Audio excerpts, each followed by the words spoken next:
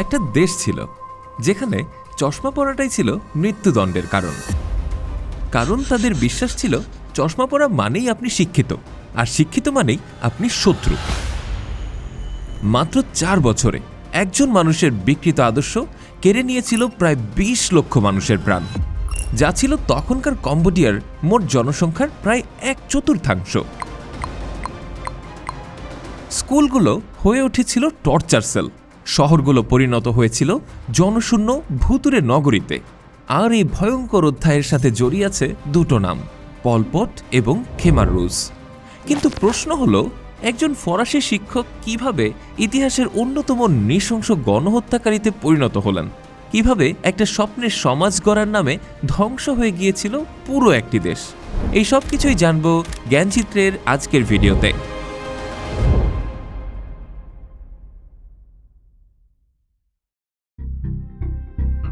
অতীতের সিয়াম দেশ, যা বর্তমানে থাইল্যান্ড নামে পরিচিত, এবং ভিয়েতনামের মাঝখানে পড়ে থাকা দুর্বল রাজ্য ছিল কম্বোডিয়া। 19 শতকে কম্বোডিয়ার রাজা ছিলেন নরোদম। তিনি অন্যান্য দেশের আক্রমণ থেকে বাঁচার জন্য 1863 সালে ফ্রান্সের সাথে একটা চুক্তি করেন। এর মাধ্যমে কম্বোডিয়াকে ফ্রান্সের অধীনস্থ এক রাজ্যে পরিণত করেন তিনি। এরপর অনেক বছর কম্বোডিয়া ফরাসি উপনিবেশই ছিল। ঔপনিবেশিক শাসনের কারণে শিক্ষা, প্রশাসন, অর্থনীতি সব ক্ষেত্রে এক ধরনের বৈষম্য তৈরি হয়। রাজনৈতিক ক্ষমতাও চলে যায় অভিজাত শ্রেণীর হাতে। 1953 সালের 9 নভেম্বর ফ্রান্সের উপনিবেশ থেকে কম্বোডিয়া রাজা নরোদম সিহানুকের নেতৃত্বে এবার পরিপূর্ণ স্বাধীনতা লাভ করে। এ কারণে অনেকেই রাজা নরোদমকে কম্বোডিয়ার স্বাধীনতার পিতা বলে সম্বোধন করেন। এরপর 1955 সালে রাষ্ট্রপ্রধান হিসেবে ক্ষমতা দখলে আনেন তিনি। কিন্তু তার শাসনকালে দারিদ্র্য, বৈষম্য আর রাজনৈতিক হতাশা কোনোটাই তার দেশে কেটে ওঠেনি। তার আমলেই উত্থান হয় লন নল নামের আরেক ব্যক্তির। কম্বোডিয়ান সেনাবাহিনীর সবচেয়ে ক্ষমতাধর ব্যক্তিতে পরিণত হন তিনি। এমনকি 1970 সালে রাজা সিহানুকের অনুপস্থিতির সুযোগে তিনি অভ্যুত্থান ঘটান। সংসদের সমর্থন অথবা সামরিক কাজ চাপে লাগিয়ে রাজতন্ত্রের বদলে প্রজাতন্ত্রের প্রতিষ্ঠা করলেন লন নল। এবার কম্বোডিয়ার নতুন নাম দেয়া হল খেমার রিপাবলিক। লন নল ক্ষমতায় এসেই সেনাবাহিনীকে শক্তিশালী করতে শুরু করেন। ফলাফল, দেশটার মধ্যে এক শ্রেণীর মানুষের হাতেই ক্ষমতা চলে আসলো, আর তারাই ধনী থেকে ধনী হতে লাগলো। কম্বোডিয়া এই পরিস্থিতির কারণে ধীরে ধীরে গৃহযুদ্ধের দিকে এগিয়ে যেতে লাগলো, আর লন নলের কমিউনিস্ট বিরোধিতা তাকে যুক্তরাষ্ট্রের সমর্থনও পাইয়ে দিল। তিনি ক্ষমতায় আসার আগে 1969 সালে তার সমর্থনে আমেরিকান বিমান বাহিনী গোপনে বম্বিং শুরু করে কম্বোডিয়ায়। এই অপারেশনের নাম দেয়া হয়েছিল অপারেশন মেনিউ। কাজটা গোপনে করলেও টিআরটি ওয়ার্ল্ডের তথ্যে বলা আছে 2000 সালে বিল ক্লিন্টন কিছু ডেটা ডিক্লাসিফাই করেন। তাতে কম্বোডিয়ার উপর নিক্ষিপ্ত বোমার মোট পরিমাণ হিসেবে বলা ছিল 2.76 মিলিয়ন টন। এটি দ্বিতীয় বিশ্বযুদ্ধে মিত্রবাহিনীর ব্যবহৃত বোমা বিস্ফোরণ থেকেও অনেক গুণ বেশি। এ সকল ঘটনায় খেমার রুজের উত্থান আবশ্যম্ভাবী হয়ে ওঠে। তারা পরিচিত হয়ে ওঠে কম্বোডিয়ার 1970 সালের অভ্যুত্থানের পর। খেমার রুজ আদতে কমিউনিস্ট ধারার এক গেরিলা পার্টি। অত্যন্ত চতুরতার সাথে নিজেদের নতুন সমাজ নির্মাণের বাহক হিসেবে তারা জনগণের সামনে আসে। তারা বিশ্বাস করত শহুরের সমাজ দুর্নীতিগ্রস্ত এবং বুদ্ধিজীবীরা অপ্রয়োজনীয়। তারা আরও বিশ্বাস করত কৃষকরাই দেশের আসল শক্তি, তাই কৃষির বিকল্প নেই। খেমার রুজের তত্ত্বগত বিশ্বাস সোভিয়েত বা চীনা কমিউনিস্ট পার্টিগুলোর মতো ছিল না। আধুনিক শিক্ষা, ধর্ম, বাজার ব্যবস্থা, পারিবারিক সম্পর্ক সবকিছুই ধ্বংস করতে চেয়েছিল তারা। আর এই খেমার রুজের নেতৃত্বে যিনি ছিলেন তার নামেই পল পট। তৎকালীন প্রধানমন্ত্রী পল পটকে ফলো করে আজ আমরা পৌঁছে যাব ইতিহাসের জঘন্যতম গণহত্যার ভেতরের ঘটনায়। তার আগে পল পট সম্পর্কে আরেকটু জানি। পল পটের জন্ম 19 মে 1925 সালে। তিনি তুলনামূলক সাধারণ এক কৃষক পরিবারেই জন্মগ্রহণ করেছিলেন, তাই গ্রামীণ কম্বোডিয়ার বাস্তবতা খুব কাছে থেকে দেখার সুযোগ হয়েছে তার। জন্মের পর তার নাম রাখা হয় সালোত সার। স্থানীয় শিক্ষা বেশ ভালোভাবেই শেষ করেন তিনি। পরবর্তীতে রাজধানী নমপেনের অভিজাত বিদ্যালয়ে পড়াশোনা করার সুযোগ পান। নমপেনের পাঠ চুকিয়ে ফ্রান্সে পড়তে গেলে পলপটের জীবনে সবচেয়ে বড় পরিবর্তনটা আসে। বামপন্থী বুদ্ধিবৃত্তিক পরিবেশের প্রভাবে তিনি ঔপনিবেশিক শ্রেণী বৈষম্য এবং কৃষক কেন্দ্রিক বিপ্লবী চিন্তার দিকে ঝুঁকে পড়েন। ফলাফল, পড়াশোনায় খুব ভালো ফল করতে পারলেন না। বাধ্য হয়ে দেশে ফিরে আসতে হয়। তিনি কম্বোডিয়ায় ফিরে শিক্ষকতার চাকরি নিলেন, কিন্তু আড়ালে কমিউনিস্ট পার্টি তৈরির কাজ শুরু করেন। ধীরে ধীরে খেমার রুজের নেতৃত্ব দিতে থাকেন, সাথে সাথে তার ক্ষমতা দলের মধ্যে বাড়তে থাকে। এই গেরিলা বাহিনী খেমার রুজের আসল সামরিক শক্তি প্রদর্শিত হয় কম্বোডিয়ার গৃহযুদ্ধে। 1970 সালে লন নলের অভ্যুত্থানের পরপর এই গৃহযুদ্ধ শুরু হয়। মজার ব্যাপার হচ্ছে, তখন তারা আর গোপন গেরিলা দল না হয়ে দেশের বিভিন্ন অঞ্চলে কার্যকর সামরিক শক্তি হিসেবে দেখা দিতে শুরু করে। তারা রেগুলার আর্মির মতো খোলা ময়দানে লড়াই করত না। তারা ছোট ছোট দলে ভাগ হয়ে হামলা করত। হঠাৎই আক্রমণ, রাস্তা কেটে দেওয়া, ঘাঁটি বদলানো, আর সবচেয়ে ইম্পর্ট্যান্ট, জঙ্গল গ্রামাঞ্চলের ভূগোলকে কাজে লাগিয়ে যুদ্ধ করা। এসবই ছিল তাদের গেরিলা কৌশলের অন্তর্গত, যা লন নলের সেনাবাহিনী থেকে সবসময় এক ধাপ এগিয়ে রেখেছিল খেমার রুজকে। ফাইনালি 1975 সালে নমপেন দখল করে খেমার রুজের মাধ্যমে ক্ষমতায় আসেন পল পট। ক্ষমতা দখল করেই খেমার রুজ ঘোষণা করেন, পুরনো সমাজ ব্যবস্থার এখানেই শেষ, আজ থেকে 0 বছর শুরু। অর্থাৎ কম্বোডিয়া নতুনভাবে জন্মলাভ করেছে তাদের মাধ্যমে। আসলে খেমার রুজের উদ্দেশ্য ছিল শহর, শিক্ষা, ধর্ম, অর্থনীতি, ব্যক্তিগত মালিকানা সবকিছুকে এক ঝটকায় ভেঙে ফেলা।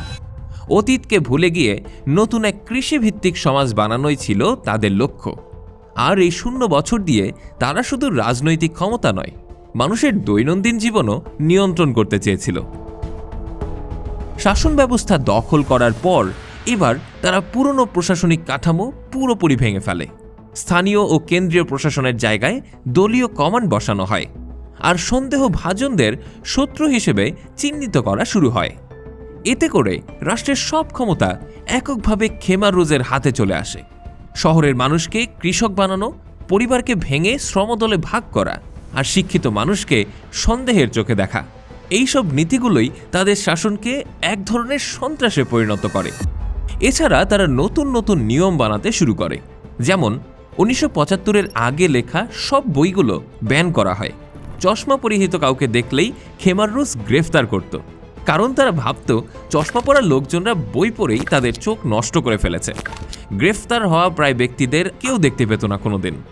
আর সবচেয়ে অদ্ভুত নিয়ম ছিল, সাজাপ্রাপ্ত কোনো মৃত মানুষের জন্য কেউ কান্না করলে অথবা দুঃখ প্রকাশ করলে তাদেরও মৃত্যুদণ্ড দিত খেমার রুজ।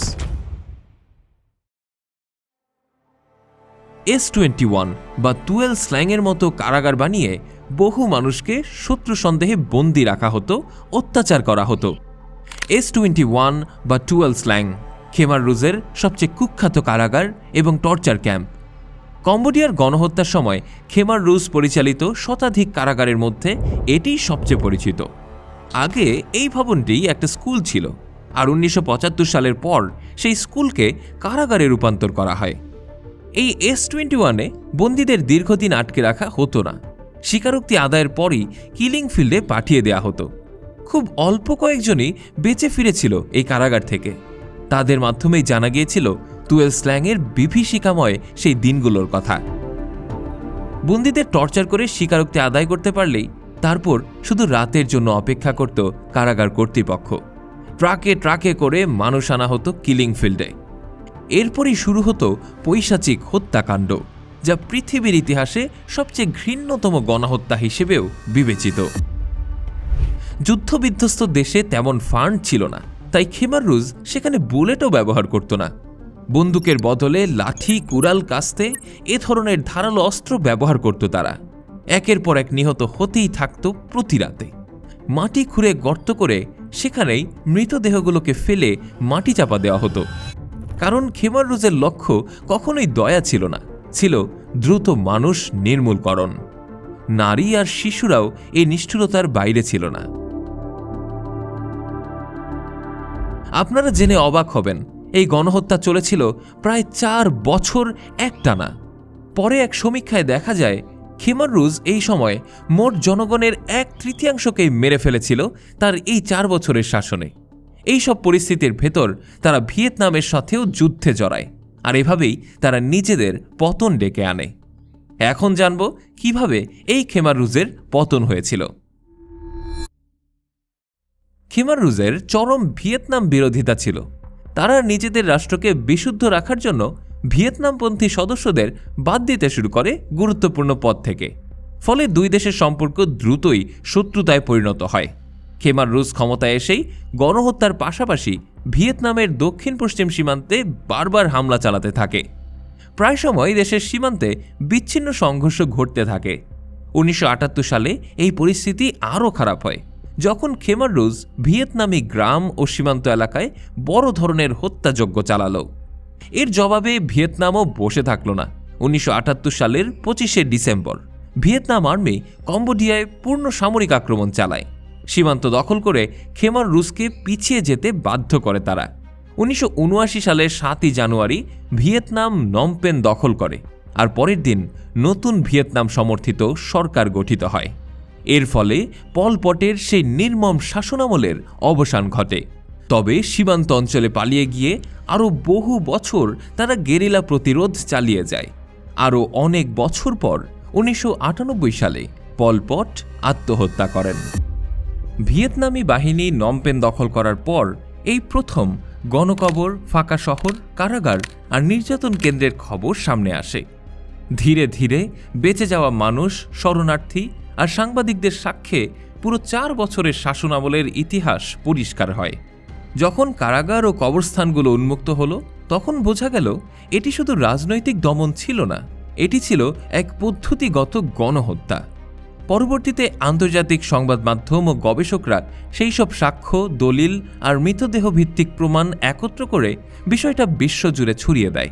এরপরই কম্বোডিয়ার গণহত্যাকে ইতিহাসের সবচেয়ে ভয়ঙ্কর অধ্যায়গুলোর একটি হিসেবে স্বীকৃতি দেওয়া হয়। ইতিহাসের সবচেয়ে গুরুত্বপূর্ণ শিক্ষা হলো, যখন ক্ষমতার ভয় বা আদর্শের উগ্রতা ভয়ঙ্কর কোনো ব্যক্তির নিয়ন্ত্রণে চলে যায়, তখনই একটা দেশ খুব দ্রুত মৃত্যুভূমিতে পরিণত হতে পারে। আর সত্য, সে যতই চাপা দেওয়া হোক না কেন, দিন শেষে তা প্রকাশ হয়েই যায়। পল পটের শাসন শুধু একটি রাজনৈতিক শাসন ছিল না, এটি রাষ্ট্র ক্ষমতা ব্যবহার করে জনগণের বিরুদ্ধে সংগঠিত ধ্বংসযজ্ঞ ছিল। সব মিলিয়ে বললে কম্বোডিয়ার অতীত ইতিহাস, খিমাররুজের উত্থান, সীমান্ত যুদ্ধ, ভিয়েতনামের হস্তক্ষেপ আর গণকবর উন্মোচিত হওয়া, এই পুরো ঘটনা প্রবাহ কম্বোডিয়ার ইতিহাসকে এক ভয়াবহ সত্যের সামনেই দাঁড় করিয়ে দেয়। দর্শক, ভিডিওটি আজ এখানেই শেষ হচ্ছে। আপনারা পরবর্তীতে কি দেখতে চান তা অবশ্যই কমেন্টে জানাতে ভুলবেন না। ভিডিওটিতে লাইক, কমেন্ট এবং শেয়ার করে জ্ঞানচিত্রের সাথেই থাকুন। ধন্যবাদ।